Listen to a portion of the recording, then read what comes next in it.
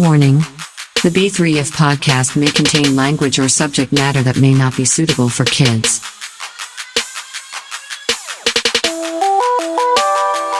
You've been fucking warned. Check out some friends of the show. The Two Brothers Podcast. The Trevor Jackson Podcast. Dem Jackson Boys. The Dumbass Dudes Podcast. Pop Culture Warrior. Happened in the 90s podcast. Follow at The Andy Harris on Twitter. Go to our website at b3fpodcast.com for merch.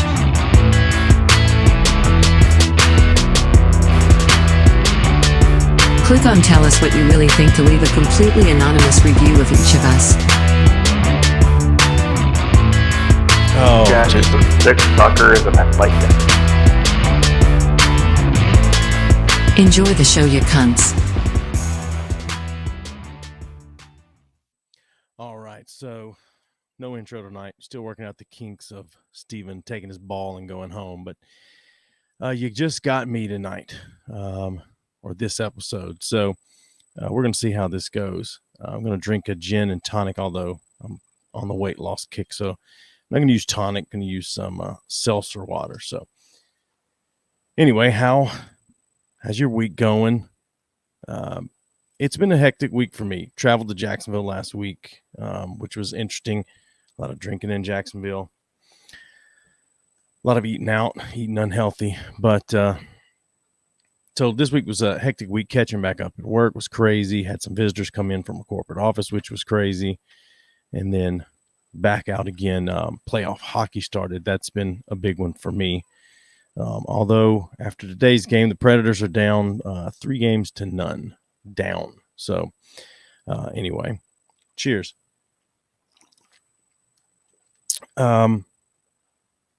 So what happened for me this week? Wednesday night, cashed in on my Christmas present for my wife, one of them anyway.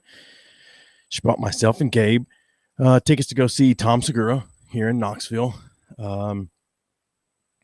Opener pretty good. Can't remember his name, but honestly, I cannot remember. Cronin, I'm pretty sure is his last name, but anyway, I can't remember his first name, but he's pretty good. Sitting next to me was an old man. I don't know. He looked like he was in his late 60s, early 70s. He had a hearing aid on his left ear, and he laughed a total of 2 times during the opener's act. And I thought, well, this is not going to get any cleaner for the rest of the night. This is probably not the show. Probably not the show for you. So anyway, Tom comes out. Big round of applause. I look at my watch. It says 7:44. Because as we all know, I'm kind of weird like that in some instances, and I was kind of timing the show a little bit. But anyway, a couple minutes later, I'm laughing so hard that I'm crying, literally crying, like tears running down my face. And I look at my watch; it's 7:46. 2 minutes in, this motherfucker had me crying. This was the best show that I've ever seen. I've seen multiple comedians live. I've watched a Blue Million specials. This is the best thing I've ever seen. Seeing him live. Now, granted, I get it. There's an aspect to watching comedy live in a room of people where you laugh maybe more than you would at home. I don't give a shit. That Tom Segura he's top 5 right now, in my opinion. Touring comedians right now, not top 5 all time, but top 5 currently touring comedians. He's got to be in the top 5. He's got to be. Strong opener, did some stuff, some material personal to Knoxville, did some stuff about the South, which I'm sure he's done it at other venues in the South, but about Confederate statues and things like that. Surprisingly enough, divided the room a little bit. There was a small pocket of people that kind of booed when he talked about taking down Confederate statues, which, that's a interesting thing. Interesting thing in the sense that seeing and hearing people boo over something like that. And now they weren't loud boos like you hear, sometimes from people, but they were audible. And that's an interesting thing. That's an interesting thing to choose to boo. Tom, made some funny but true points to what he was saying about the statues, but very funny. Split the room a little bit. I don't know, split the room maybe maybe 20% of the people booed. That's probably a little high, but regardless. So anyway, he went on. Strong closer. God, strong closer. Kind of caught me off guard that was his closer, and it was just fucking hilarious. So he's touring all over the place right now. As tours aptly called, I'm Coming Everywhere. And so if you have the opportunity to go see him, if it's not sold out already, then you need to check out Tom Segura. I mean, he does a podcast with his wife called Your Mom's House, which I love. He does a podcast with his best friend, Bert Kreischer, which it's called Two Bears, One Cave. I love that one as well. Although I don't understand doing a podcast with your best friend. Sounds fucking strange to me. But anyway, Tom Segura is, just fucking, man, that guy's hilarious. Let's see here. So I go do that with Gabe Wednesday night. It's a 7:30 show or thereabouts. And after the show, I'm standing outside talking to Gabe and a couple of his friends. And I'm the uncool parent. So when his friends decide to leave and go do something, he leaves and goes with them, which is fine. That's to be, I understand that. But there's a guy I work with, comes out, he and his wife, they're in there to see the show too. We talked for a couple minutes. And so when we're done, I'm getting ready to leave.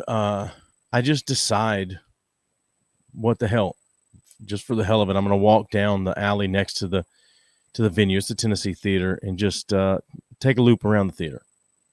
Maybe Tom and his opener are standing outside. Maybe they're not going to hassle them or anything like that. But so I just walk down the alley.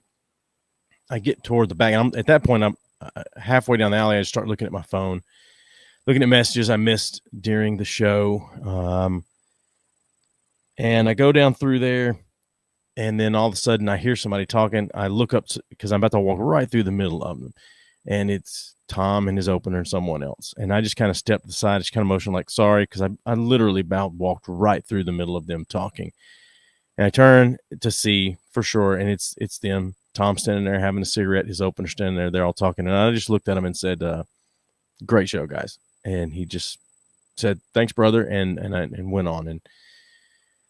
And somebody at work said, "Well, why didn't you stop and talk to him?" And it's, I don't know. I was trying to be respectful. I've heard him say a million times he hates being hassled after shows. That's why he doesn't go out and do meet and greets. That's why he doesn't do any of that stuff. He doesn't like being hassled and hounded after the show. Would he have taken a photo with me if I asked? Probably, but I didn't want to. I know what his stance is, and I tried to be respectful of that. But anyway, again, I can't stress enough just how fucking funny he was. Just insane. So let's see. What else did I do this week? Like I said, been an interesting week. So the show, working 4 days a week, taking a day off in the middle of the week. So I took off Thursday because after the show, I knew I was probably going to get home late and sit up. And so I just took off Thursday, it's always strange. It throws everything off. Like today felt like Sunday instead of Saturday. Friday, it felt weird getting up and going to work Friday. It's just, I don't know. And, as we've established many times before, it's hard for me to just take random days off from work. I don't know why. It just is. So let's see. In other comedy situation this week, something happened that a lot of people said was going to happen. I don't necessarily consider it the same thing, but you had the guy rushing the stage with and trying to tackle Chappelle at the Netflix as a joke. I guess their comedy festival or whatever, and I think it was out in California somewhere. But anyway, and he seemed to handle it well. But the rumor is that he was taken backstage and they just beat the shit out of him. I think I saw an article that was claiming that Jon Stewart got a couple of shots in, which is interesting. He seems quite passive. I'm sure Jamie Foxx, I mean, he was there, tried to help at the, when the guy first rushed the stage. So, but the rumor is they broke his arms and beat the shit out of him, which is interesting. Anyway, but so I was thinking about that, and would people said, with Will Smith getting a pass at the Oscars, and Steven and I purposely didn't really discuss this topic, so I'm going to tread lightly around it, but it was said by people that with the way it was handled with the Oscars and no real trouble that Will Smith got into, that this was going to open the door for people to, start jumping on stage and having a swing at comedians if there's something they didn't like. Now, I don't know if Chappelle said something off color or offensive or whatever right before that, but regardless, this guy jumps on stage. He's got a fake gun, which how did he get that into the Hollywood Bowl?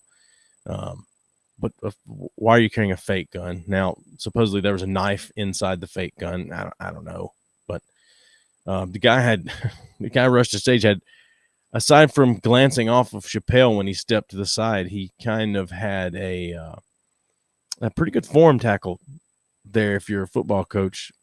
But anyway, it was said by a lot of people that this was going to cause people to start rushing the stage. Now, I've heard some people say, yeah, it could, and other people say no. If something a comedian says is going to cause you to rush the stage, that was already there. Just like, the claims of what people say being a dog whistle for white supremacy or what else. I mean, there's not really anything that a comedian can say on stage. It's going to make you, there's nothing they can say that indirectly that's going to make you do something that you weren't already going to do or wanting to do, planning to do, or whatever. I mean, short of telling you to do it, there's really, a joke doesn't make people hate gays. A joke doesn't make people who are listening to the joke racist. It doesn't do any of that. That's an interesting thing to me. I don't get that whole thought that words are violence, because I don't know, they're just not. I mean, when I was growing up and way before me, it was, people said sticks and stones, but words will never hurt. So I don't get that. I don't know. It's strange. It's a strange concept that something I say to anyone on here could cause you to now suddenly hate gay people or minorities or to beat your wife or whatever. Although if she's talking back or whatever, but that's between you and your God. Anyway, it feels strange to talk and not have Steven sitting here saying no one cares and then fake yawning because what I'm saying is taking too long. I've been trained now for 2.5 years to cut everything short, so as to not suffer his wrath. So, if you're listening or watching, Steven, and I know you're not because you don't give a shit, but fuck you fuck you for holding me down. Anyway, no. So, this is kind of how things are going to be for a little while. I may have a couple people chime in from time to time. I know Trevor wants to come on at some point, and I'll probably get him on. And, I may get, Andre or Big T or Josh Dunn if he can. And just, at times chime in. Maybe they'll be on the whole show. Maybe I'll have them on a little bit here and there. And this show tonight is going to be quite short. It's going to be very short compared to as long as Steven and I would go, just because trying to get in the swing of things. The setup is not completely done. It's been a crazy week. I didn't have time to spend on it, but so I hope it sounds good. I hope it's looking decent enough. But this is a little bit of what you're going to get from now on.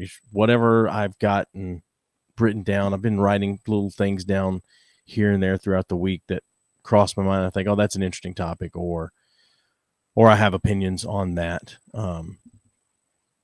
So this, apologies up front, probably not going to be very funny. Turns out I'm probably not a very funny person by myself. But anyway, it's interesting. This is an interesting thing, not having someone to play off of. Sounds quality and looks professional. Thank you very much, Trevor. Thank you very much, Trevor. I thought about getting in touch with you today to see if you wanted to jump on for a few minutes, but then I just thought, you know what, I'm gonna give it a go on my own and just see how it turns out. So anyway, like I was saying, this is kind of how it's going to be a little bit here and there. It's just going to be me. Whatever I feel like talking about. Maybe I'll make some jokes here and there. Maybe I won't. But anyway, yeah. So I'll probably have my dog sitting behind me quite a bit. I'm looking at them on the couch. If Steven were here, she would be trying to get involved. But yeah. So I heard something this week about that. I don't know if there was an interview or what, but with Ray J, where he was talking about the sex tape that he and Kim Kardashian made, that it was planned out, you know, the quote leak or release, whatever was planned out by Kim's mom. I guess, you know, maybe I don't know if it's her idea or if it was Kim and Ray J's idea, and then Kim's mom got involved and kind of did, you know, made it as popular as it was or put it out there like it was. I don't know, but that's a very fucking weird thing that, well, first off, making a sex tape is kind of weird anyway. Like my wife and I were talking earlier today, and the topic of sex tapes came, not the topic of us making a sex tape. That's not what I'm saying. Just regardless. So we talk about random things, news from the week or whatever, the Johnny Depp and Amber Heard trial. But just the topic of sex tapes came up. We're both kind of like, it's just an interesting thing. I don't really want to see myself having sex. I don't need to go to the tape to learn what I'm doing wrong. I'm pretty sure I'll be told what I'm doing wrong. I don't know. It'd be easier to tell me what I'm doing right. Probably it's I'm sure a much shorter list at my age and physical fitness. But the thought of a woman, a mother, telling their daughter that we're going to put this sex tape out to me, that's even stranger than when a mother, so Trevor is chiming in here when it says the mother is a marketing guru and sells the hell out of her children. So I agree, but I think the children are doing a good job of selling themselves, Trevor. And maybe they learned that from the mom. I mean, because prior to the sex tape, I don't think Kim was really known as much of maybe Paris Hilton's kind of friend or partial stylist or something. I'm not sure, but it's still, the thought of a mother or father, honestly, either a parent telling their child to put out a sex tape is so strange. It's even more strange to me than when a parent kills their kids. That's baffling, but that's a screw loose. You know, when a mom kills her kids, there's usually some kind of trauma or mental. There's always some kind of trauma or mental illness there. I don't want to say usually. I mean, I guess maybe some of them are just the born pure evil people, but I doubt it.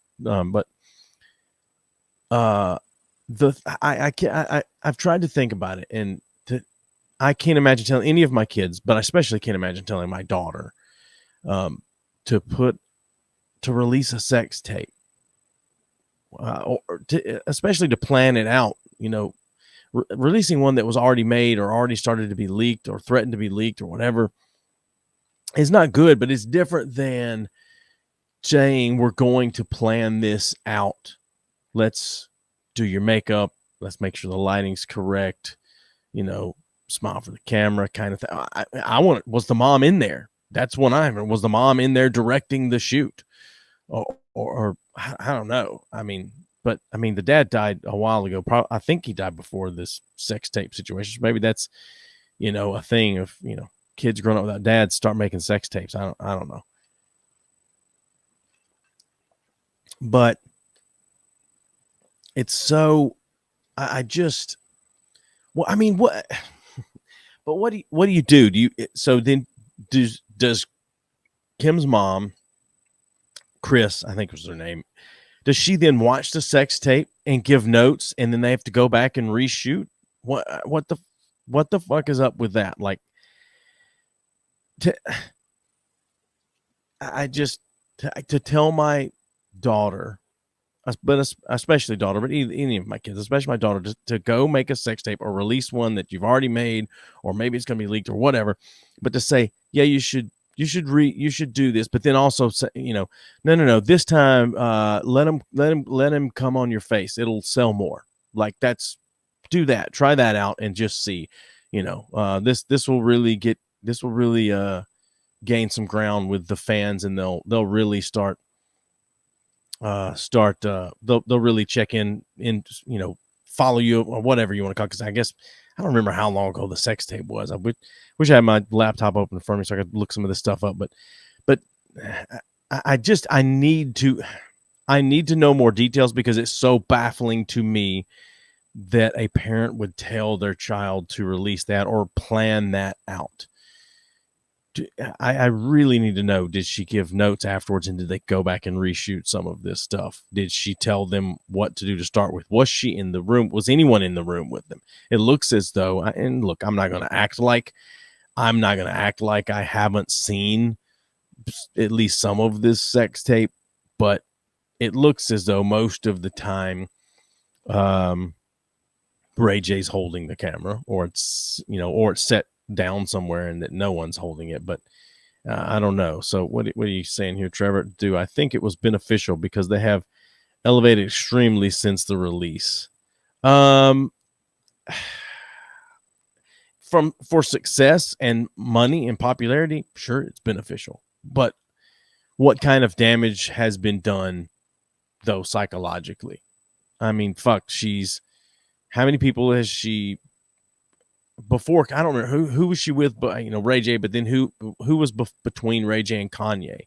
Kanye's not exactly a sane person. I like him more than Ray J. I like him more than Pete Davidson. But let's not pretend that he's not fucking insane. He is insane. But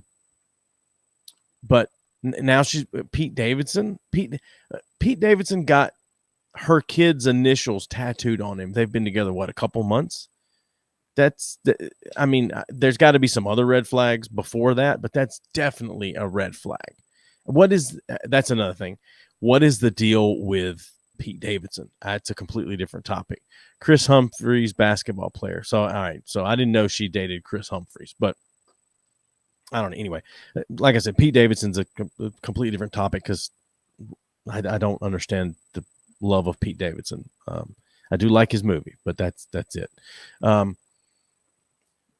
So I guess to answer your question, Trevor, yeah, I mean, if money and fame is the most important, if popularity, fame and money is the most important, then yeah, it's beneficial. It definitely. But I just wonder what kind of damage is done, permanent damage has been done because of anything like that. But I don't know. Anyway, pardon me.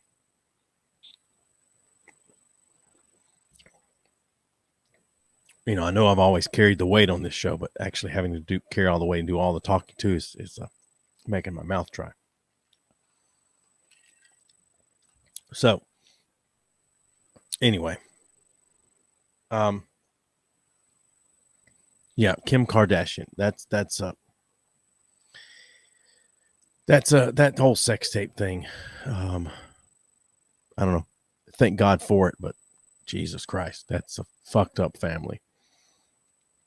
And so to stick with Kim Kardashian for a moment, and look, she's good looking. I'll give you that. She's good looking, but there is something for everyone that is in love with and raves about her ass. I don't think it's that great.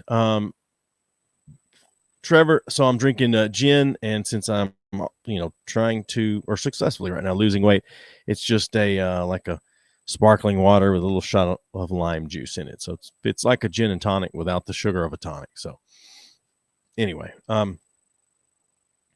so what anyone listening, anyone watching, chime in, shoot me a message at some point. What is Kim Kardashian good looking, and why is she good looking? That's one of the biggest things. I want to know that. Like, why is she good looking?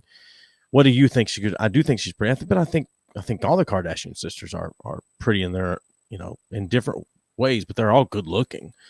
There's definitely, good genes in that family. I've heard people say that they think that their mom is ugly. I don't think she's ugly. She's, I'm not crazy about short hair, but I don't think she's ugly. I think she's probably a bitch and they have to deal with. I bet she is. But anyway, like I said, I think Kim's pretty. The ass is a little much. But I think if you're not working with a lot, if you're a guy that's not working with a lot, a big ass is probably a little scary because that's just a lot getting in your way there.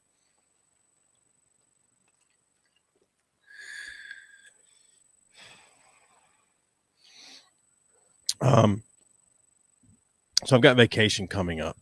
She's not so Trevor says she's not attractive for me. I prefer a natural woman. Do you think she's not natural, Trevor? Because my understanding was she's not had any work done, but I don't know that to be true. I don't know that is a fact, but I thought it was natural.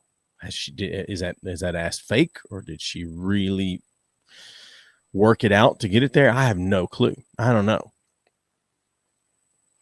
But anyway, if anybody else comments on it, I'll go back to that. But so I've got vacation coming up in a month, which I'm looking forward to.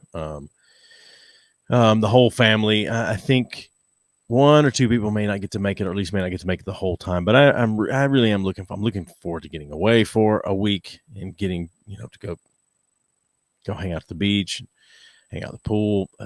A lot of drinking, cigars, a lot of gambling. We do so much.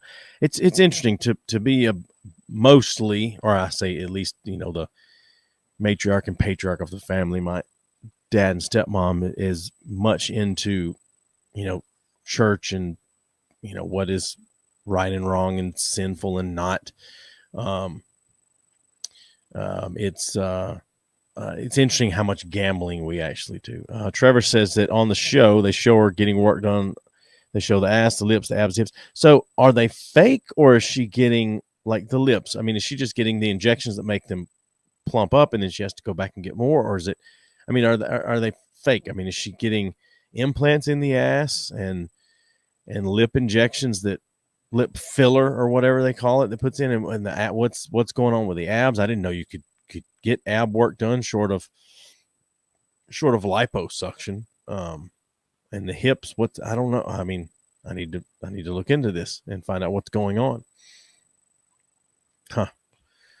Yeah. So anyway, back to, so for my dad and stepmom to be, especially my dad, so concerned about things. Like, one of the reasons I never shared with most of my family that I did this show with Steven was because I know the disappointment. Like, my mom knows I do it.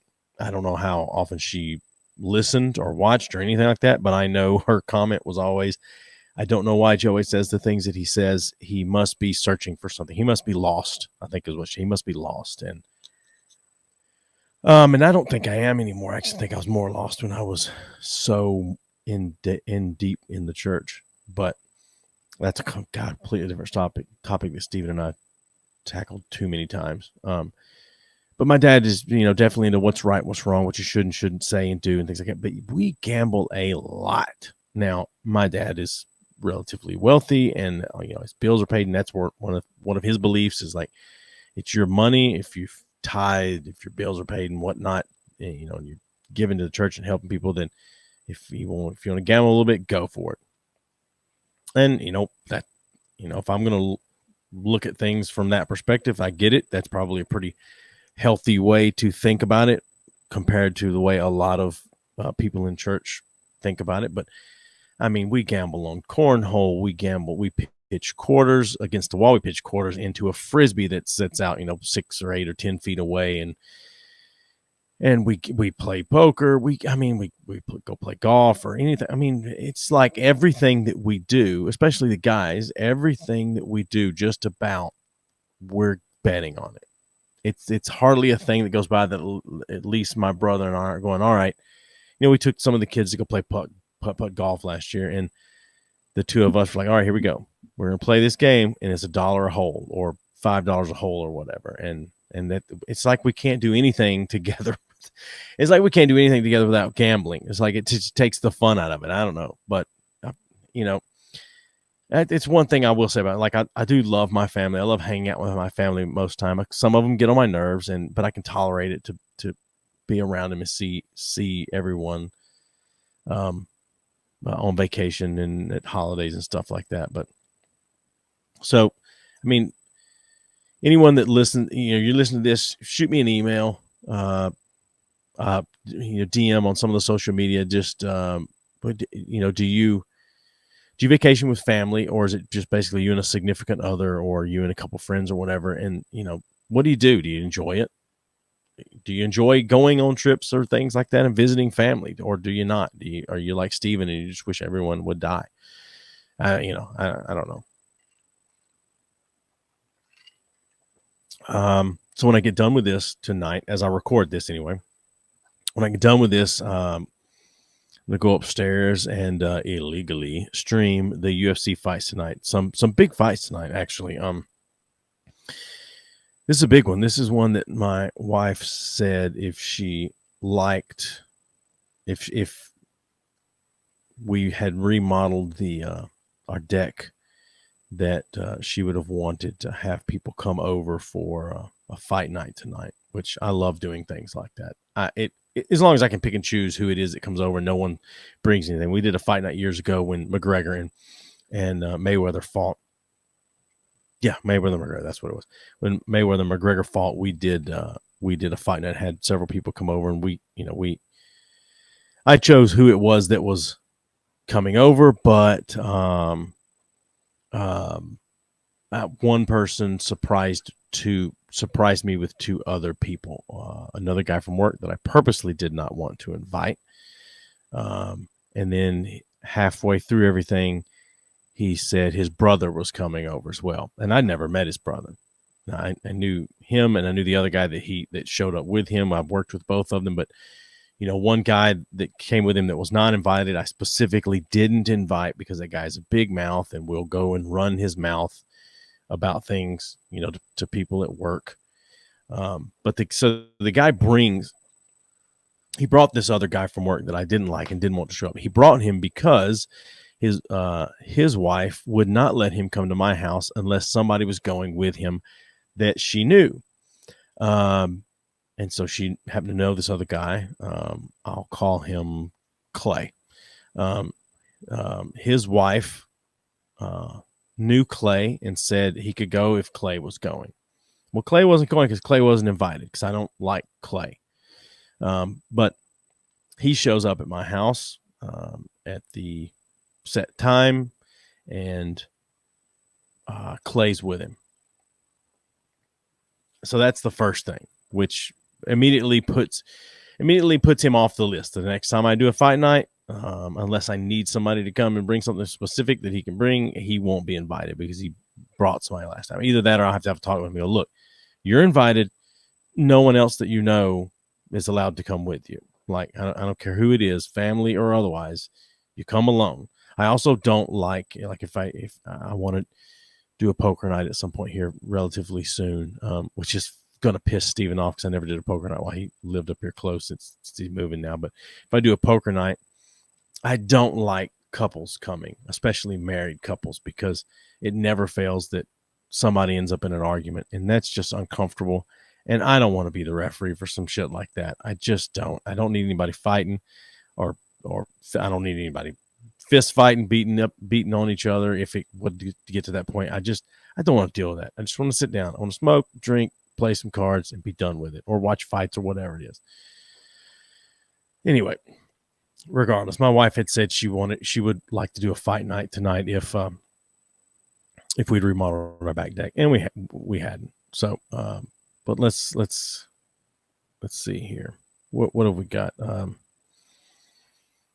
The big fights here at the end of the night. I don't know if it's a co-main event or no, it's not. The main event is Charles Oliveira and Justin Gaethje.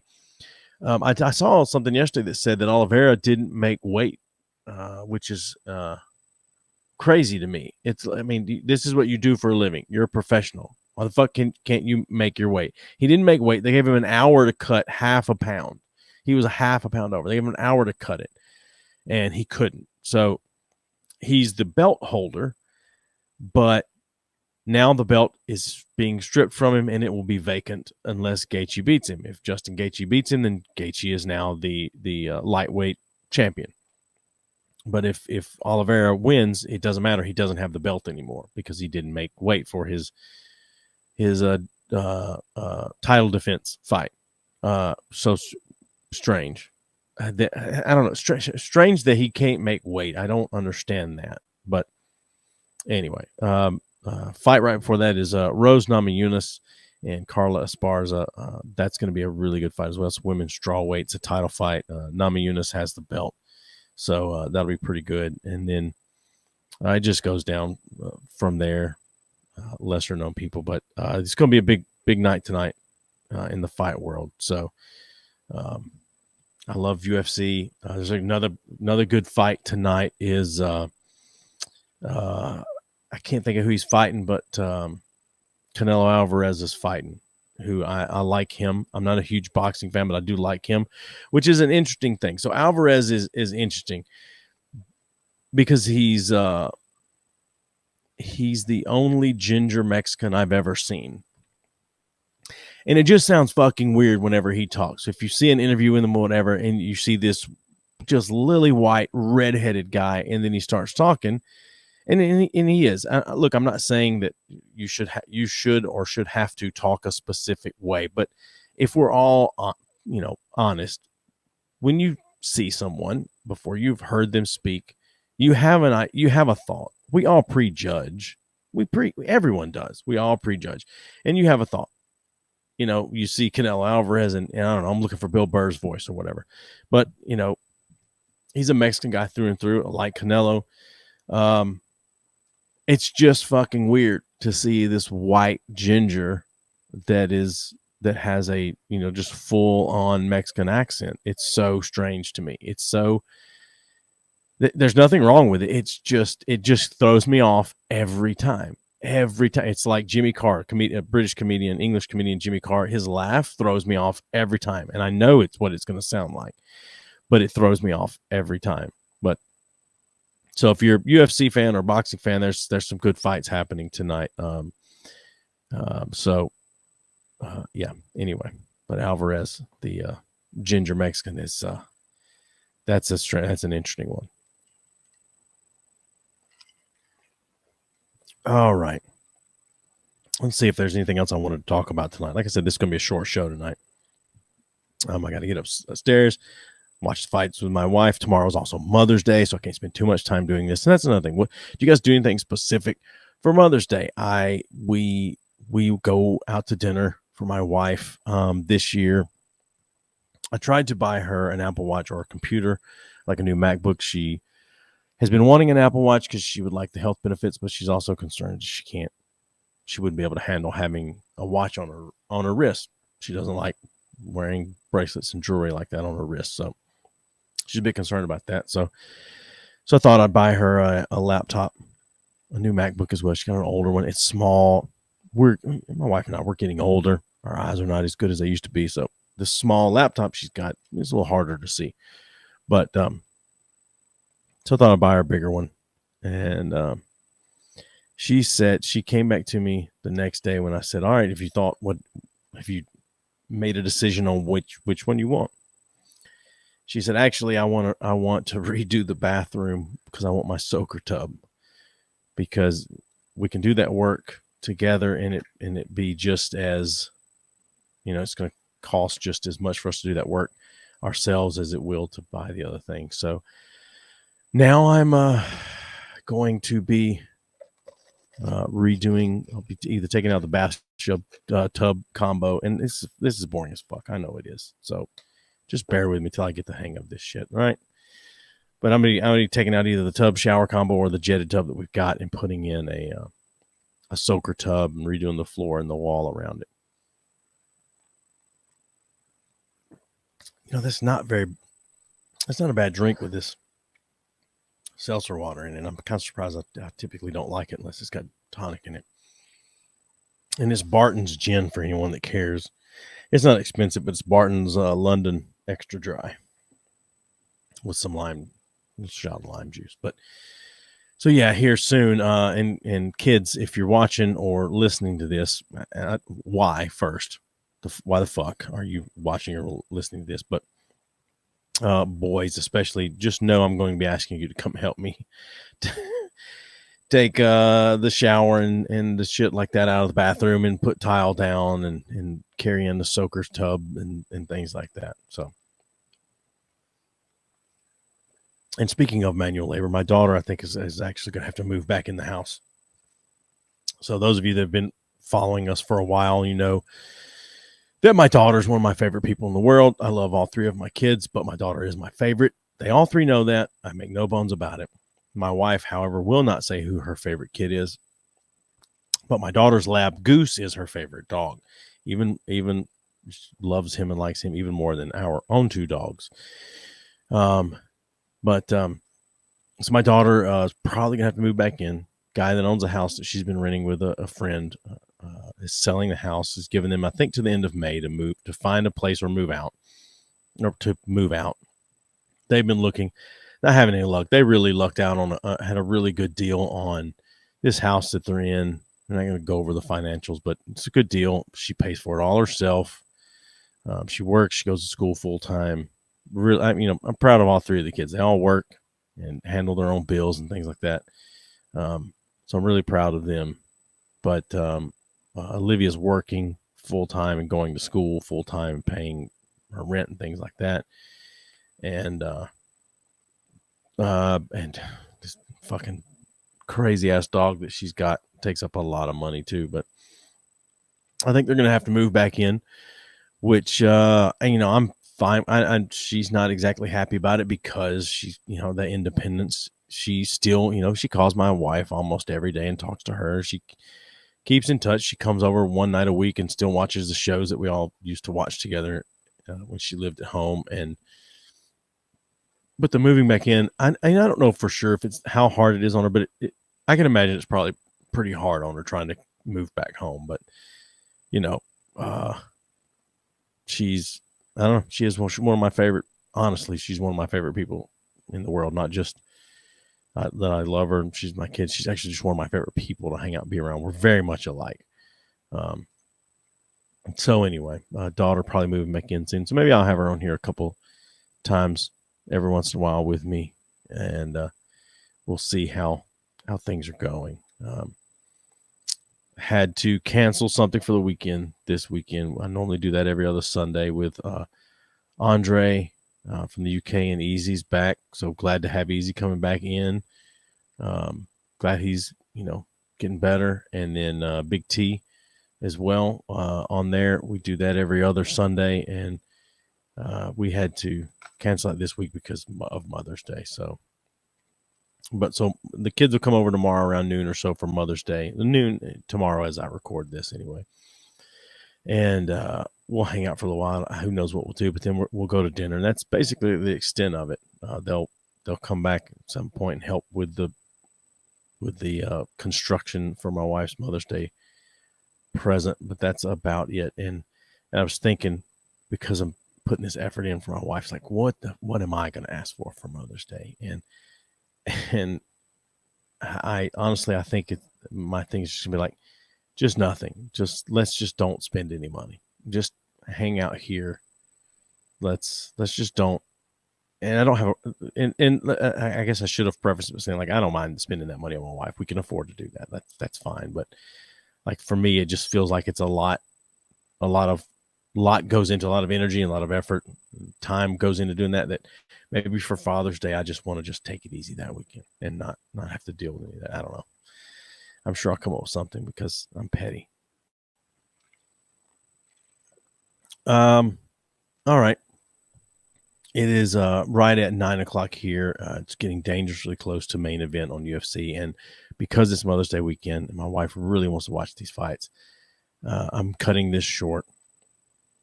I'm sorry. It's not very funny. It's not what is normally how the show is gone, but that's just how it is. And once Steven gets his, we said this last week when we did the shows. Like, once he gets his schedule for his new job worked out, he may do some segments. He may call in or remote in on occasion for a little something here and there. Maybe.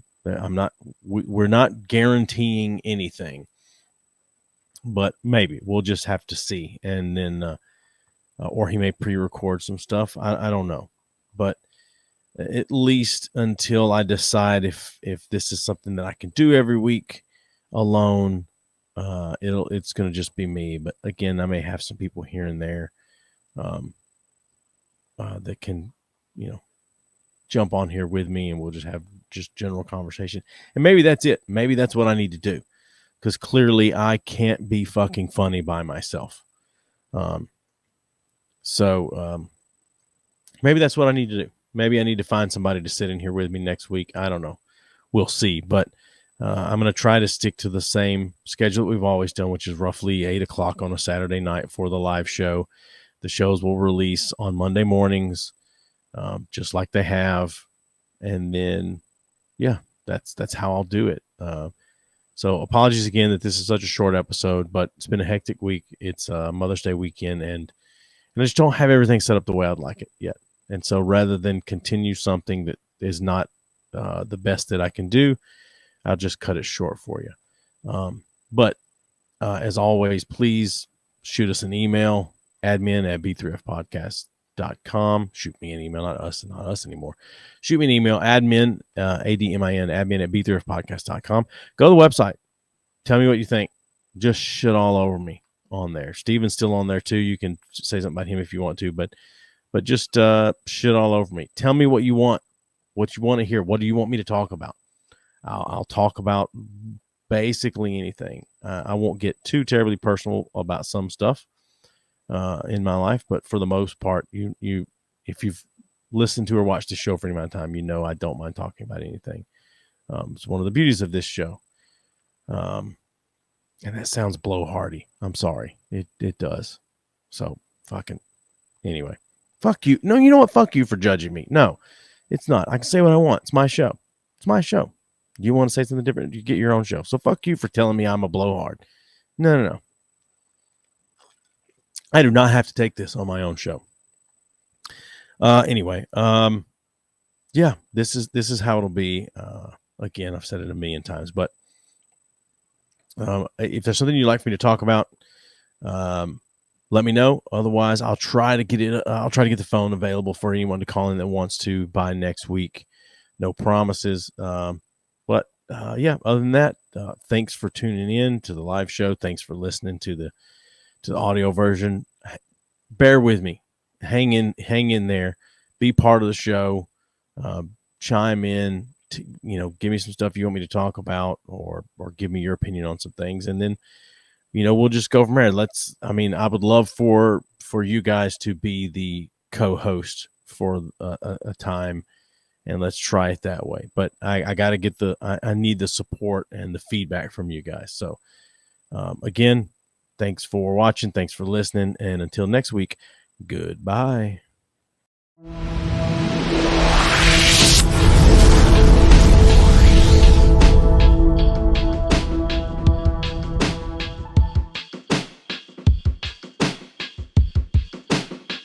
Give us a thumbs up on Facebook at B3F Podcast.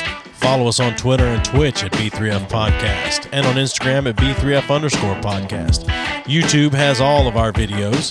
Support us on Patreon or buy me a coffee at B3F Podcast. Send all your questions or comments to admin@b3fpodcast.com. Find us online at b3fpodcast.com. Rate us and review us wherever you listen. And as always, thanks for listening.